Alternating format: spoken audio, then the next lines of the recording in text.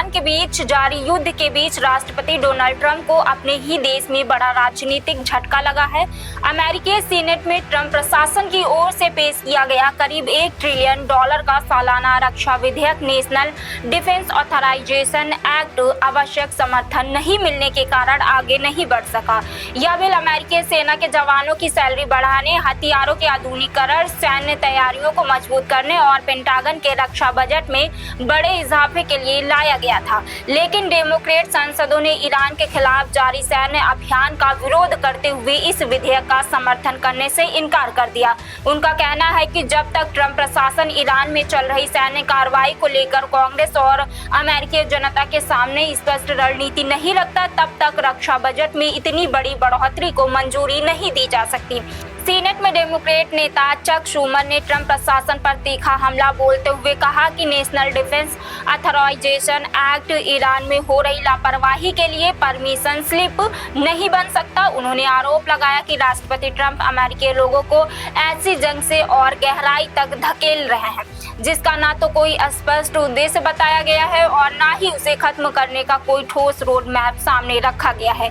Schumer ने कहा कि कांग्रेस की जिम्मेदारी केवल रक्षा बजट को मंजूरी देना नहीं बल्कि यह सुनिश्चित करना भी है कि देश किसी लंबे और महंगे युद्ध में बिना जवाबदेही के न फंस जाए। उनके अनुसार युद्ध और रक्षा खर्च जैसे अहम फैसलों पर संसद की भूमिका को नजरअंदाज नहीं किया जा सकता। सीनेट में हुई वोटिंग के दौरान बिल के पक्ष में 50 और विरोध में 46 वोट पड़े, लेकिन आवश्यक बहुमत नहीं मिलने के कारण यह विधेयक पारित नहीं हो सका।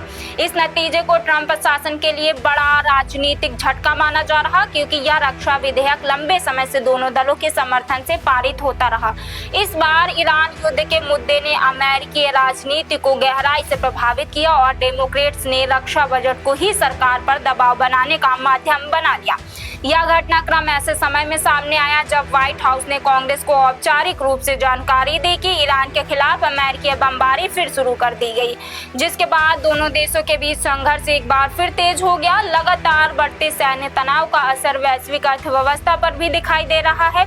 अंतर्राष्ट्रीय बाजार में कच्चे तेल और गैस की कीमतों में उतार चढ़ाव बढ़ गया है, जिससे महंगाई और आर्थिक अनिश्चितता की आशंका गहरा गई है। वहीं अमेरिका में मिड डे टर्म चुनाव से पहले युद्ध, रक्षा खर्च और विदेश नीति को लेकर राजनीतिक बहस तेज हो गई है। ऐसे में सीनेट में रक्षा बिल का अटकना केवल ट्रंप प्रशासन के लिए राजनीतिक झटका नहीं है, बल्कि यह संकेत भी है कि ईरान युद्ध अब अमेरिका के भीतर भी बड़ा चुनावी और राजनीतिक मुद्दा बन चुका है।